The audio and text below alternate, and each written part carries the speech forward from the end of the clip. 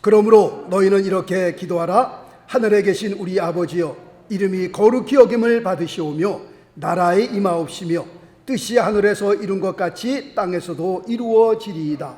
오늘날 우리에게 일용할 양식을 주옵시고 우리가 우리에게 죄 지은 자를 사하여 준 것 같이 우리 죄를 사하여 주옵시고 우리를 시험에 들게 하지 마옵시고 다만 악에서 구하옵소서. 나라와 권세와 영광이 아버지께 영원히 있사옵나이다. 아멘. 할렐루야. 아멘. 할렐루야. 아멘. 아멘. 옆 사람 보시면서요, 오늘 참 잘 오셨습니다. 한번 인사하십시다. 참 잘 오셨습니다. 예, 주의 이름으로 축복합니다. 주의 이름으로 사랑합니다. 아멘. 주님께서 우리에게 가르쳐 주신 기도 가운데에 오늘은 이름이 거룩히 여김을 받으시오며 라는 제목으로 그 말씀으로 같이 하나님의 말씀의 은혜를 나누게 됩니다. 사람은 태어나면서부터 각자 자기의 이름을 가지고 이 세상에 태어나게 됩니다. 그리고 그 이름은 내가 세상에 사는 날 동안은 평생 그 이름이 나와 함께 다니고 또 나를 대표하는 이름이 됩니다. 그러므로 우리가 이름을 짓 때에 뭐 함부로 짓는 사람이 있겠습니까마는 이름을 함부로 지어서도 안 되고 이름을 지을 때 꼭 생각을 하고 이름을 지어야 합니다. 전에 제가 전도사로 있을 때에 봉사했던 교회에 성도님 한 분이 계신데 이분 성함이 이름이 백창자예요. 백창자인데 제가 부르기도 조금 그래요. 백창자 성도님에게 부르기가 이름을 어떻게 이렇게 뭐 좋은 뜻이 있어서 지으셨겠지만 백창자 그러니까 조금 의미가 그래가지고요. 좀 자꾸 부르기가 좀 그렇더라고요. 어떤 분은 자녀분이 이 세상 살면서 너는 꼭 신중하게 살아라 하고 해서 이름을 신중이라고 이름을 줬는데 성이 임신이에요. 그래서 임신중이에요. 그러니까 그것도 조금 생각을 아무리 뜻이 좋지만 그래도 성이 임신인데 너는 평생을 신중하게 살아라 해서 임신중 그러면 이게 조금 그렇단 말이에요. 어떤 분은 이시성을 가졌는데 돌림이 병씨예요. 그런데 한자의 성이 너무 좋다 그래서 제가 직접 본 사람도 있습니다. 이병신이에요. 그러니까는 이름을 부를 때 이병신아 하고 부르는데 그것도 조금 그렇더라고요. 그러니까 이 시에다 병자 돌리니까 그 신자가 굉장히 그 한자로 해석이 좋아서 신자를 붙여주신 것 같은데 그래도 조금 이상해요. 그러니까 부를 때 이 병신아 하고 부르는데 그게 좀 그렇단 말이에요. 그러니까 이름을 함부로 지어서도 안 되고 또 좀 생각을 하면서 이름을 꼭 져야 될 것 같아요. 왜냐하면 한 번 지은 이름은 평생을 가는데 아까 말씀드린 백창자라든가 임신중이라든가 이병신이라든가 하여튼 뜻은 좋지만 우리가 부를 때에 좀 그렇단 말이죠. 그래서 늘 이름을 질 때는 함부로 지어서도 안 되고 조금 생각을 아무리 뜻이 좋아도 또 좀 생각을 하면서 이름을 져야 할 것입니다.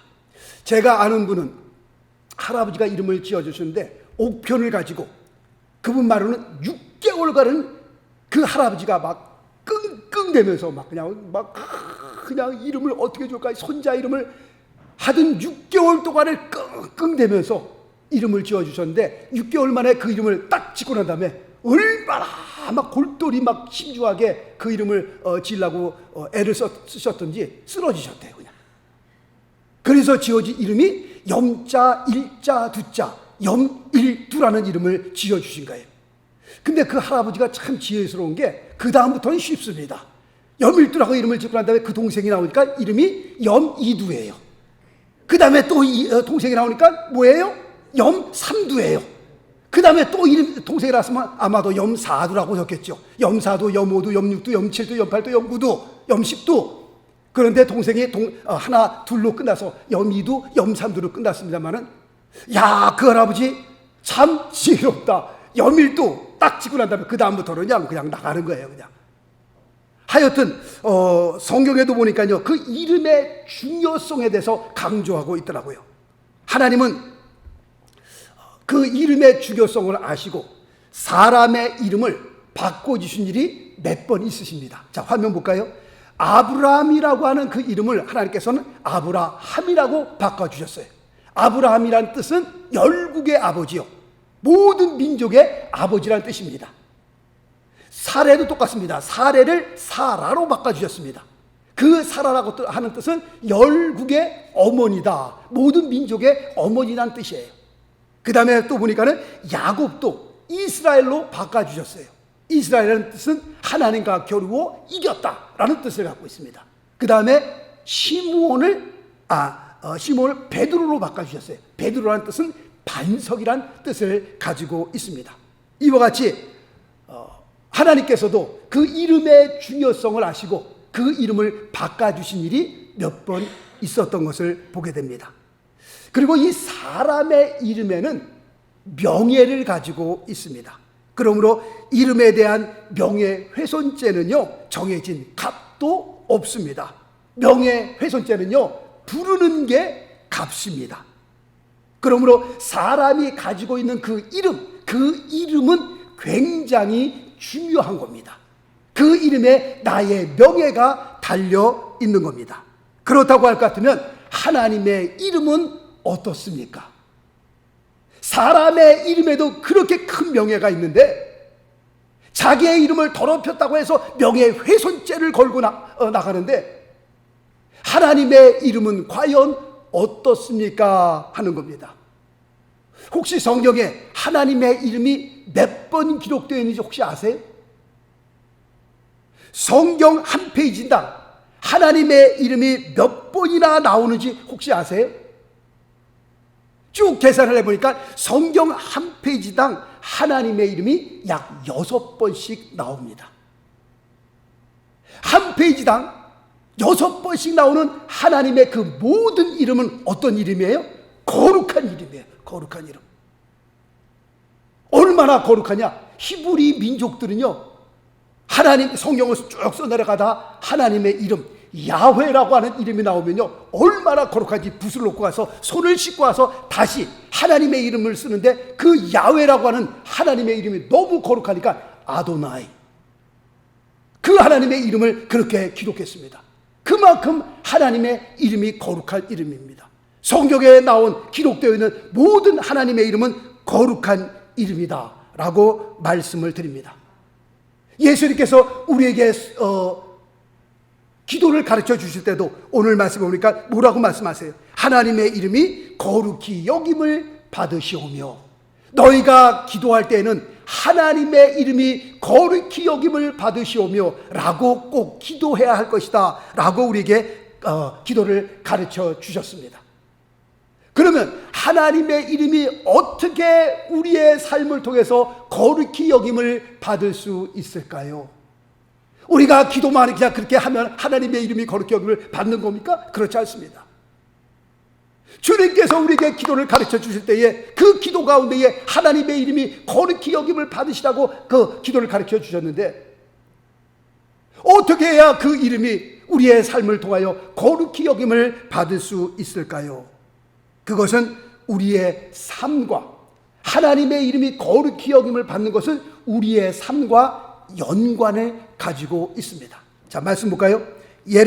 레위기서 11장 45절 말씀 보니까 내가 거룩하니 너희도 거룩할지어다. For I am holy, you shall be holy. 그렇게 기록되어 있습니다.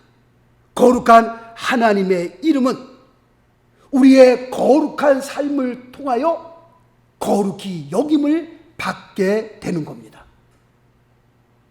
거룩이라고 하는 단어는요, 구별되었다, 분별되었다, set apart, 그런 뜻을 가지고 있습니다. 구별되었다라고 하는 그런 의미를 갖고 있는데요, 세상에 굴러다니는 돈이 얼마나 많아요? 그런데 하나님 앞에 드려진 돈, 이 돈을 우리가 뭐라고 그래요? 성금이라고 합니다. 왜냐하면 이 돈은 하나님의 영광을 위하여 구별되었기 때문에 그렇습니다. 하나님께 드려진 이 건물, 우리가 뭐라고 얘기합니까? 성전이라고 얘기를 합니다. 세상의 건물들이 얼마나 많아요. 그러나 이 건물은 우리가 홀리 템플이라고 하는 겁니다. 우리가 밟고 있는 땅, 어떤 땅이에요? 거룩한 땅입니다. 그래서 새벽에 기도할 때마다 하나님, 이 거룩한 땅을 받는 모든 사람들마다 물과 성령으로 거듭나게 하시고 성령 충만한 삶이 되게 하여 주옵소서. 저는 그렇게 기도합니다. 우리가 밟고 있는 이 땅은요, 거룩한 땅이에요. 왜냐하면 세상 땅과 구별되었기 때문에. 사실 우리 크리스찬들이 예배를 드리다가 다 나가잖아요. 이사 나가면 이 건물은요, 식당도 될 수 있고요, 술집도 될 수 있고요, 디스코장도 될 수 있고요, 하나님의 사람들이 모여서 기도하니 예배를 드리니 이 건물이 성전인 거예요.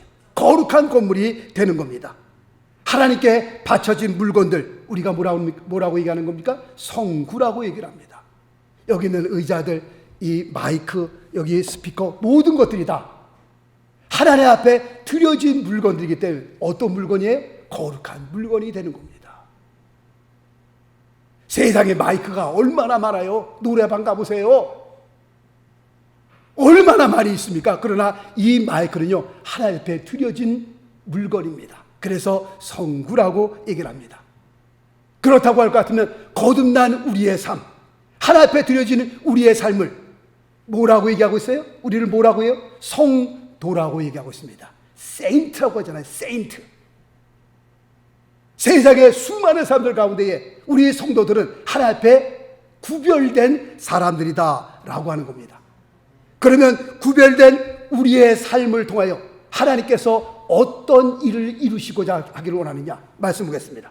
베드로전서 2장 9절 말씀 보니까 오직 너희는 택하신 족속이요 물과 성령으로 거듭난 우리를 향하여 붙여진 별명들입니다. 너희는 택하신 족속이요 왕같은 제사장들이요 거룩한 나라요 그의 소유된 백성이니 라고 말씀을 하면서 이는 이제 우리가 해야 할 사명을 말씀하고 있는 겁니다.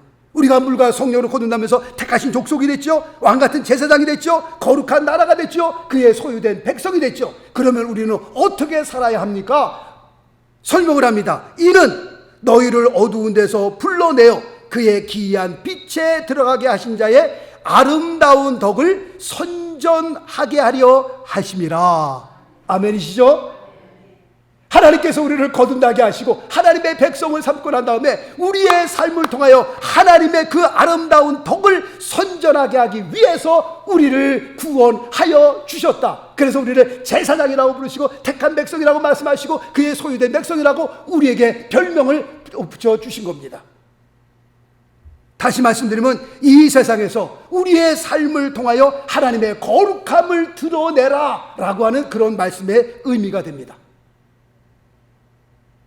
이 말씀을 조금 더 쉽게 말씀드릴까요? 그 다음 말씀 마태복음 5장 16절에 똑같은 말씀입니다. 이같이 너희 빛을 사람 앞에 비추게 하여 저희로 너희 착한 행실을 보고 하늘에 계신 너희 아버지께 영광을 돌리게 하라 라는 말씀입니다. 하나님의 이름이 어떻게 거룩히 여김을 받는 겁니까? 우리가 세상에 나가 착한 행실, 거룩한 행실을 통하여 주님의 이름이 거룩히 여김을 받을 수 있게 된다라고 하는 그런 의미가 됩니다. 요새는요, 기독교가 땅에 곤두박질을 치고 있는 그런 시대입니다. 종교가 없는 사람에게 제일 먼저 당신 종교를 갖고 싶으면 어떤 종교를 갖고 싶습니까? 라고 하면 첫 번째가 천주교입니다. 그 두 번째가 불교입니다. 그 다음에 세 번째가 개신교입니다. 그만큼 개신교가 지금 땅에 곤두박질을 치는 그런 시대에 우리가 살고 있습니다. 이유가 어디 있는가요? 이유는 간단합니다. 성도들이 세상에 나가 하나님의 이름에 먹칠을 하고 다니기 때문에 그렇습니다. 어떤 장로님이 건설회사를 하시는데 그것도 성경적인 이름을 따서 건설회사를 지었습니다. 건설회사를 하시면서 식당 같은 데 가서 이렇게 다 고쳐주고 그러잖아요. 다시 이렇게 꾸며주고. 그렇게 하시다가 공사를 또 하실 때는 항상 찬송가 틀어놓고 그 다음에 시작할 때 기도하시고 시작하시고. 그러니 믿는 거죠. 아, 이분은 교회 다니시는 분이구나. 아, 장로님이시구나. 아, 이 사람은 이렇게 기도하고 시작하고 찬송 틀고 이렇게 공사를 하는 거 보니까 굉장히 신실하신 분이구나.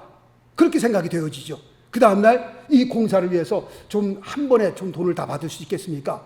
그래서 그 대금을 다 드렸더니 그 다음날 안 나오는 거예요. 전화해봤더니 전화가 끊어져 있어요. 그러니 이게 세상 사람 같으면 쌍욕을 하죠. 교회에다 침을 뱉죠, 진짜. 이런 더러운 것들 하면서 뭐 쌍욕 안 나오겠어요, 그거? 교회 장로라고 하죠. 공사 시작할 때 찬송 들어놓죠. 기도로 시작하죠. 그러니 돈 받고 그냥 도망. 이건 말이 안 되잖아요. 이건 말이 안 돼요. 어떤 집사님은 세탁소를 운영하시다가 팔았어요. 그 세탁소를 이제 산 사람이 한 2, 3주 지난 다음에 저에게 전화가 왔어요. 목사님, 이런 집사님 그 교회 다니십니까? 그때는 그 집사님이 나가셨어요. 예, 있었었습니다. 왜 그러십니까? 다 속이고 팔았다는 거예요. 수입을 완전히 속였다는 거예요, 보니까요. 그때 당시에 수입을 보니까 이렇게 나왔었는데 지금 보니까요, 지금 3주가 지났는데 거의 한 달이 됐는데 이런 액수가 나오지 않는다는 거예요, 이걸. 제가 뭐라고 그러겠어요? 아이고, 죄송합니다. 그랬군요. 잘못, 이거 어떡하죠? 죄송합니다. 죄송하게 됐네. 정직하게 팔았어야죠. 수입을 속여서 그 세탁소를 팔면 그 사람은 그 돈을 어떻게 모은 돈인데 이민 와갖고서 정말 열심히 해서 그 세탁소를 구입을 했는데 그 수입을 속여서 팔면 어떡할 거냔 말이에요. 얼마나 잘 먹고 잘 살라고. 어떤 권사님은요, 새벽 예배 다녀오셔서 맷돌을 갈면서 그 병에다 100% 참순기름 하고서 그 참기름을 파는데요. 이게 순기름이 아니라 다 뭘 섞어 그냥 막 이렇게. 그러면서 또 찬송가도 불러요. 주 안에 있는 나. 새벽 예배 다녀오셔서 100% 순참기름 하고서 그 참기름을 파는데 막 섞으면서 그것도 찬송 불러요. 안 되는 거예요, 그럼. 새벽 예배 갔다 오시고, 그 다음에 찬송 부르시면서 100% 참기름이라 그러는데 자꾸 이것저것 섞어갖고서 그냥 무슨 참기름이야? 30%도 안 되는데 보니까. 왜 우리 기독교가 땅에 곤두박질을 합니까? 우리 크리스찬이라고 하는 사람들이, 크리스찬이라고 하는 건 뭐예요? 크라이스트 라이크. 얼마나 그리스도를 닮았으면 안디옥 교회에서 붙여진 이름이 크리스찬이라는 걸 봤잖아요. 그리스도인. 이 사람들의 행동하는 것도, 그 다음에 말하는 것도, 그 삶 자체가 보니까 너무 그리스도인과 닮았어. 그래서 붙여진 별명이 크리스찬 아니겠어요? 크리스찬. 그런데 오늘날 성도 크리스찬이라고 하는 사람이 세상에 나가서 하는 짓들 보면 예수 안 믿는 사람보다 더 못되게 사니. 이 기독교가 땅에 곤두박질을 치는, 우리의 하나님의 이름이 우리의 삶을 통하여 거룩히 여김을 받아야 되는데 거룩히 여김을 받기는커녕 사람들이 손가락질하고요. 교회가 세워지면 교회 또 세워진다고 그냥 막 사람들이 막 그냥 인상을 쓰고요. 이런 시대에 우리가 살고 있습니다.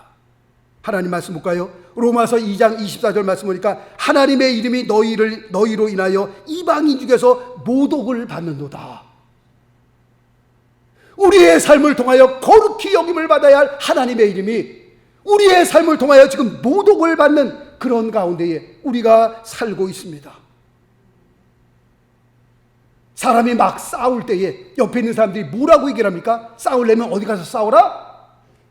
교회 가서 싸워라. 얼마나 교회에서 싸움박질이 이루어지면, 교회에 안 나가는 사람도 그래요. 싸움하려면 교회 가서 싸워라. 얼마나 교회가 싸우면 그러겠어요.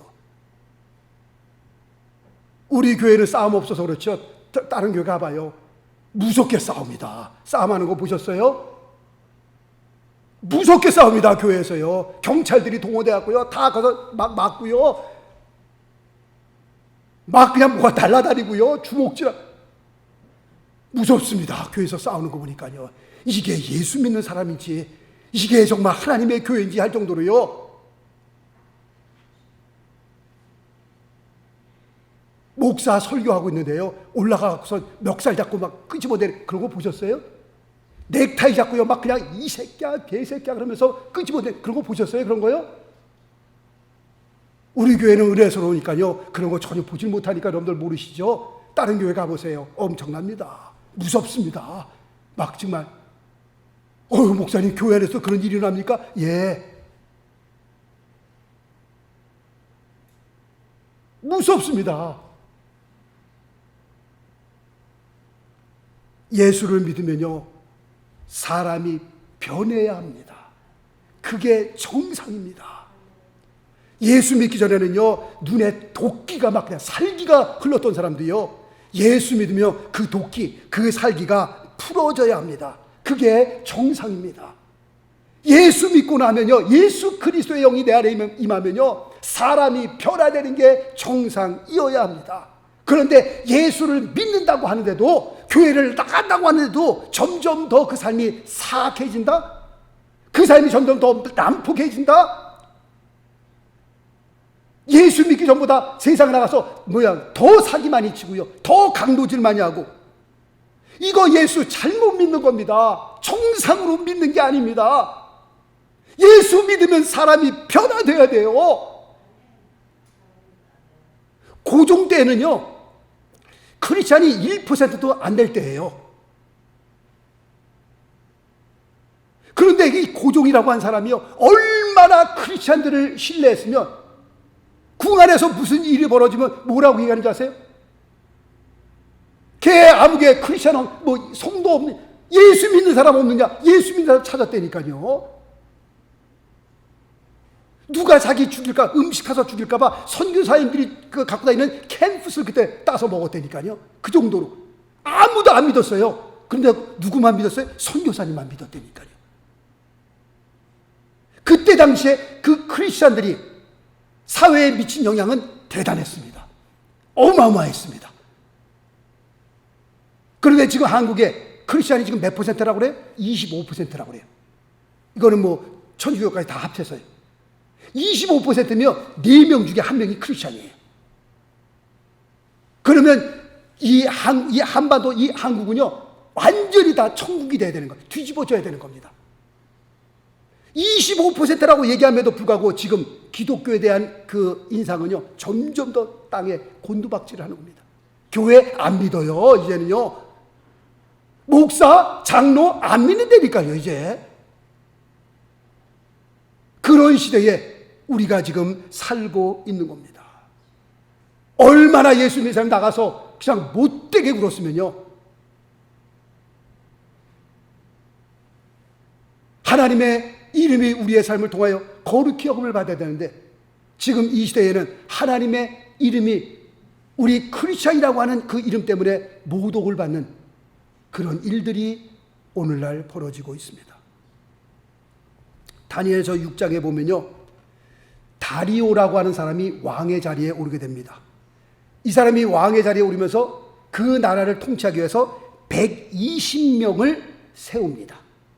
그리고 이 120명 위에 3명을 또 세우는데 그 3명 중에 1명이 다니엘입니다. 그러니까 나라를 통치하기 위해서 120명을 세우고 120명 위에 3명의 총리를 세우는데 그 중에 1명이 다니엘이고요. 그리고 이 3명의 우두머리가 누구냐? 다니엘이에요. 그러면 다니엘은 어떤 사람이냐? 포로로 잡혀온 사람이에요. 그 나라 사람이 아니에요. 그러니 그 나라 사람들이 이건 돌아버리는 거죠. 포로로 잡혀온 놈이 바로 다음 자리예요. 120명, 3명, 그 3명의 총우두머리예요. 그러니 왕 바로 미치거든요. 그러니 그 나라 사람들이요 정말 다니엘을 보면 이 속이 뒤집어지는 겁니다. 그래서 다니엘을 어떻게 하면 죽일까? 이놈을 어떻게 하면 없앨까? 음모를 꾸미게 됩니다. 자, 말씀 보겠습니다. 다니엘서 6장 4절 말씀해 보니까 이에 총리들과 방백들이 국사에 대하여 나란 일에 대하여 다니엘을 고소할 틈을 얻고자 하였으나 능히 아무 틈 아무 허물을 얻지 못하였으니 이는 다니엘이 충성되어 아무 그릇함도 없고 아무 허물도 없음이었더라. 털어서 먼지 안 나오는 사람이 있어요? 없어요? 없어요. 아무리 깨끗하게 보여도요, 털면 먼지 다 나오는 겁니다. 그런데 다니엘은요, 안 나왔어요. 아무리 털어도 먼지 하나 안 나왔던 사람이 다니엘이라는 사람이었습니다. 정직한 사람이었고요, 굉장히 충성된 사람이었습니다. 아무리 털어도 먼지가 안 나왔던 사람이 다니엘이었습니다. 나중에 이제 그 다리오 왕이 다니엘을 경험하게 됩니다. 다니엘을 경험하고 난 다음에 이 이방 나라 왕이 다리오라는 사람이 이런 고백을 합니다. 제가 길어서 못 적었는데요, 제가 한번 읽겠습니다. 다니엘서 6장 26절과 27절 말씀 제가 읽겠습니다. 다리오 왕이 이렇게 고백을 합니다. 내가 이제 조서를 내리노라. 내 나라 관할 아래에 있는 사람들은 다 다니엘의 하나님 앞에서 떨며 두려워할지니 그는, 다니엘이 섬기는 하나님, 그는 사시는 하나님이요 영원히 변치 않으실 자시며 그 나라는 망하지 아니할 것이요 그 권세는 무궁할 것이며 그는 구원도 하시며 건져내기도 하시며 하늘에서든지 땅에서든지 이적과 기사를 행하시는 자로서 다니엘을 구원하여 사자의 입에서 벗어나게 하셨음이니라 하였더라. 아멘. 다니엘의 그 삶을 통하여서 하나님의 이름이 어떻게 해요? 영광을 받으시는, 거룩히 여기를 받으시는 그 역사가 여기에 기록되어 있습니다. 우리 모두가 다니엘처럼만 살 수 있으면, 아니 다니엘처럼 못 살아도 다니엘의 반처럼만 우리가 살 수 있다면 우리 사회는요 변화될 수 있는 겁니다. 우리의 거룩한 삶을 통하여 하나님의 이름이 거룩히 여김을 받을 수만 있다면 펠리세이드 파크는요 벌써 다 복음화가 됐어요. 우리가 이렇게 살지 못하는 우리들의 모습들을 보면서요 우리는 회개하지 아니할 수 없는 겁니다. 초대 예루살렘 교회의 집사들 7명의 집사들을 뽑는데 자격이 어떻게 돼? 첫 번째, 성령 충만한 사람. 두 번째, 지혜가 충만한 사람. 세 번째 뭐예요? 사람들에게 칭찬받는 사람. 세상에 나가서 막 사는 사람들이 아니라, 사람 사기치면서 사람 죽이면서 다니는 그런 사람이 아니라, 교회의 일꾼을 뽑을 때는 3가지 자격, 그 중에 하나가 착하게 사는 사람, 정직하게 사는 사람, 올바로 사는 사람을 교회의 집사로 세웠다고 하는 겁니다. 마지막 두 번째로, 하나님의 이름이 거룩히 여김을 받는 또 다른 길은요, 우리가 하나님의 이름을 존중히 여길 때에, 우리가 하나님의 이름을 영화롭게 할 때에 또 하나님의 이름이 거룩히 여김을 받게 되는 겁니다. 이에 대표되는 인물이 누구냐? 다윗이라고 하는 사람입니다. 자, 말씀 보겠습니다. 사무엘상 17장 45절 말씀이니까 너는 칼과 창과 단창으로 내게 오거니와 나는 만군의 여호와의 이름 곧 내가, 누구죠? 골리앗이죠. 골리앗 내가 모욕하는 이스라엘 군대의 하나님의 이름으로 내게 가노라. 다윗은 순수하게 하나님의 이름을 위해서 골리앗 앞에 나갔던 겁니다. 내가 골리앗을 때려 눕히면 내가 계산해서 내가 앞으로 출세할 수 있겠구나, 내가 왕에게 뛰어날 수 아니요.